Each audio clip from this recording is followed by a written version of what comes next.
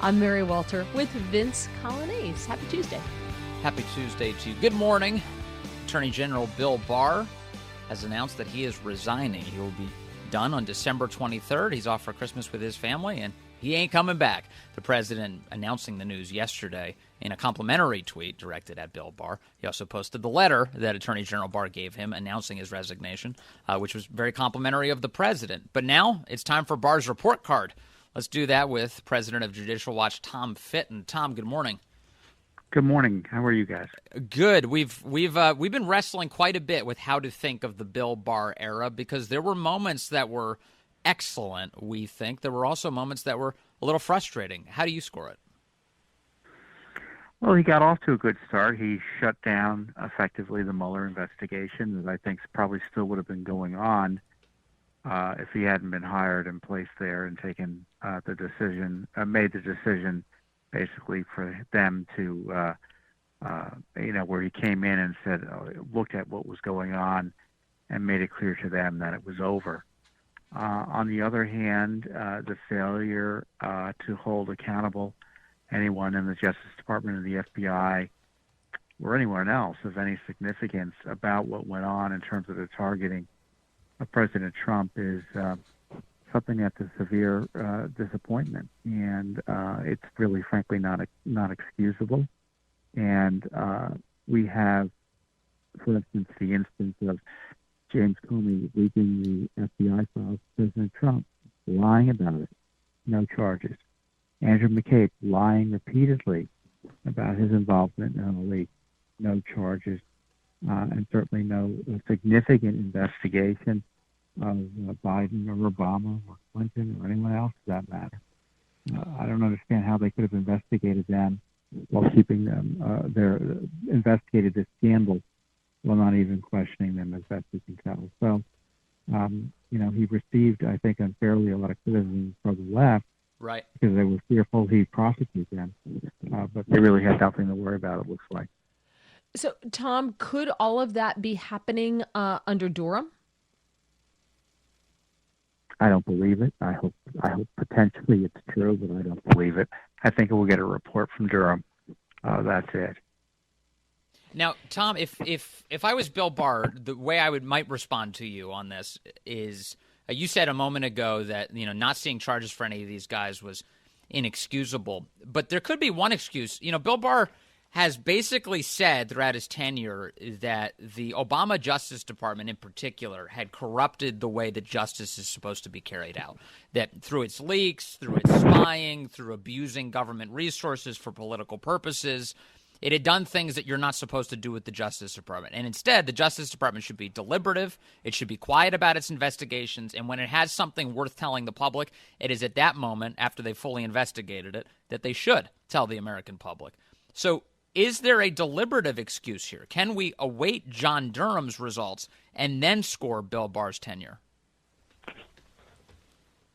Well, I'm not seeing any evidence. My concern about that is I'm not seeing evidence that they conducted a serious investigation. I think the Durham investigation was a glorified administrative review. I mean, you saw in the Mueller investigation what a criminal investigation looks like. It involves grand juries. It involves bringing witnesses in. It involves holding serious people to account. None of that happened in a Durham and General Barr. Tom, I want to ask about your relationship with the DOJ under John Durham. You told us time and time again about how you were constantly being stonewalled, that you weren't getting, for instance, paperwork from the DOJ was being stonewalled. Did he do a good job at cleaning up the swamp inside the DOJ? No. I kind of see the Justice Department, if I were to name the Justice Department, I call it the Holder, Lynch, Sessions, Barr Justice Department. Not much distinction between any of the agency heads in terms of how they handle transparency issues. We're still, I joked that I have to sue the Justice Department. Judicial Watch has to sue the Justice Department to get the time of day. There's been, it's almost been a I don't understand why the Justice Department, for instance, would defend Hillary Clinton, why they would try to shut us all down when we're asking questions about her emails. Yeah. Why that we're still waiting for basic emails on Lisa Page and Peter Strzok, those FBI agents who are involved in these corrupt schemes. It's not to protect criminal investigations, it's just stonewalling and allowing it to go on. He's had zero interest in transparency, and I think he saw it as something beneath him. Yeah, one of the frustrations expressed this week by the president is the way that Bill Barr handled revelations around the investigation into Hunter Biden. We'll talk more about Hunter in just a moment with Tom Fitton, our guest from Judicial Watch. It's 6:43 on WMAL. Washington's Mall. It's fabulous. 105.9 FM. I can't thank you enough. WMAL, where Washington comes to talk. We're speaking with Judicial Watch President Tom Fitton now about the departure of Attorney General Bill Barr. One of the reasons the president expressed frustration, Tom, with Attorney General Barr in the last few days is that Barr never let on that the feds are indeed investigating Hunter Biden for what we now know to be multiple investigations by various U.S. attorneys' offices around the country. Is that a good complaint, that Bill Barr did not reveal the existence of that investigation? Well, I don't know if that's the problem. I think the problem is that the Barr Justice Department and Barr himself intervened to stop the investigation proceeding as it otherwise would. You hear everyone talk about this rule that the Justice Department has about not doing anything near an election. Hey, that's not the rule. The rule is they're not supposed to do anything because of an election, and that doesn't mean that you get a free pass if you're a candidate for office or you're the family member of a candidate. And how far back does this rule go? It goes back 2 years at least that there was an investigation that supposedly should have been going on. Also, Bill Barr, Tom, on that point, Bill Barr earlier this year stipulated that the only reason these investigations will continue, the Durham investigations, is because none of the presidential candidates themselves are implicated. Like, so he said Joe Biden or Donald Trump, their names are not implicated in this, so the investigation can continue. If this investigation involves Hunter Biden, what would be the reason to stop it? Politics. And so they let the election get in the way of the investigation. Yeah. Look, if it were anyone, if Joe Biden were a regular person or not a connected Democrat, he would have been indicted by now. I mean, that's how serious the information was, that he was involved in a RICO-type operation with his family to launder money or benefit from bribes abroad. And that's what happened. That's what the evidence shows. And the fact nothing's happened to date of significance is a scandal.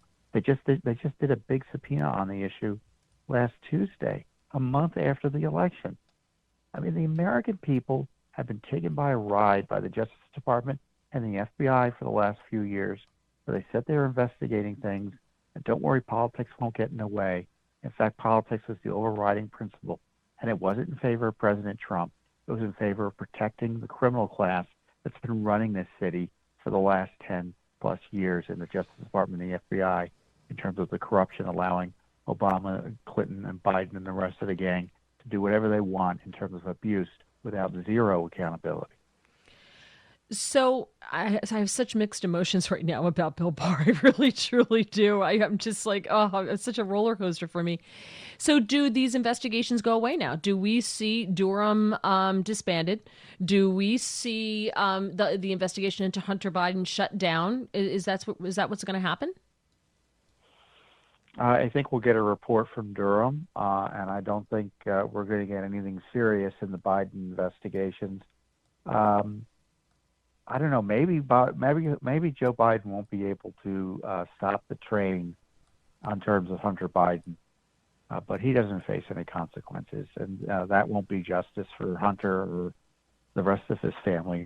James Biden, his brother's also under investigation. I don't see how they can do a legitimate investigation of his family without doing something of his. And this is a crisis that we've been placed in because the Justice Department failed to do its job. And now we have a personally corrupt, the evidence shows, personally corrupt person like Joe Biden about to take the presidency. Right. If it all works out as we're being told it's going to work out. Yeah. Well, whatever the outcome of all of these investigations, we have no doubt that we'll keep getting information out of Judicial Watch as you sue the pants off the federal government. Thank you, Tom Fitton. That's right. Thank you always Thanks, for Tom. joining us. Appreciate that. Merry Christmas. All right. Merry Christmas to you. Christmas.